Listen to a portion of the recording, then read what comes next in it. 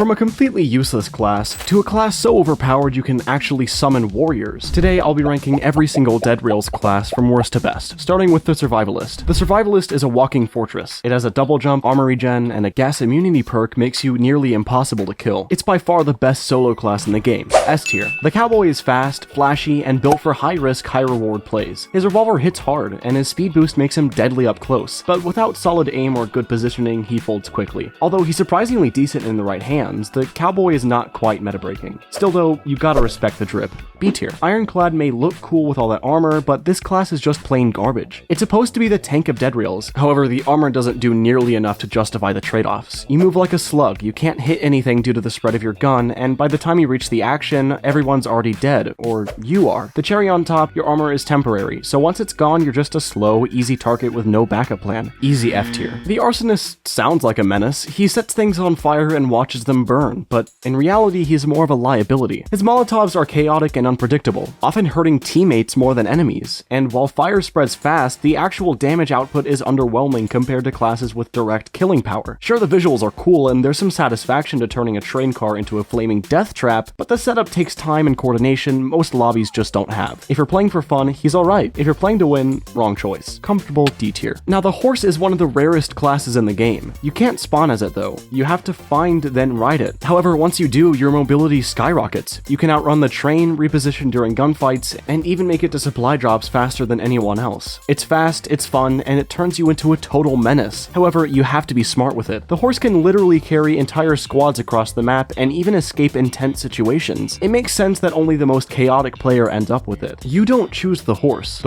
chooses you. A tier. The priest class feels like it should be the moral compass of Dead Rails. You get the power to bless allies, cleanse darkness, and bring a little bit of hope to a hopeless train ride. But let's be real. When someone's launching dynamite at your face and zombies are ripping your friend's leg off, sorry, but a prayer circle isn't going to cut it. All things considered, it's a solid class. C tier. The high roller is what happens when Dead Rails players decide that a gambling addiction is a personality trait. You spawn in with more gold than anyone else, but you're left with no weapons to defend yourself. Your entire playstyle revolves around looting slot machines and praying for legendary drops, which to me is B tier material. In Dead Rails, there's one class that turns the entire lobby into its personal blood bank. The vampire class doesn't just kill you, it drains you, revives you, and uses your corpse as a stepping stone to wipe your entire team. Every time vampires drink blood, it regains health, resets cooldowns, and becomes stronger. And if it kills another vampire, it steals all of their buffs. It's the only class where murdering your own kind makes you stronger, which honestly feels perfectly on brand. If you play your cards right, the vampire can easily carry the whole game. S tier. The Necromancer sounds cool. Raise the dead, command an army, feel like a dark wizard. But in Dead Rails, it's more like playing Pokemon with zombies that'll forget they're even in battle. Practically, they're useless. I tried running it once and immediately got trashed by a Packmaster. Never again. D tier. Speaking of the Packmaster, it only costs 35 bonds, but you're getting way more than what you paid for. You start with a shovel and 3 loyal dogs, but the catch is that every time a wild wolf attacks you, it just joins your pack. That means by the time a big fight rolls around, or you show up to an outlaw town, you've basically got your own personal wolf army. Not the strongest class out there, but if you like numbers and noise, it's a solid pick. B tier. Musicians get to blast enemies with sonic booms and crowd control,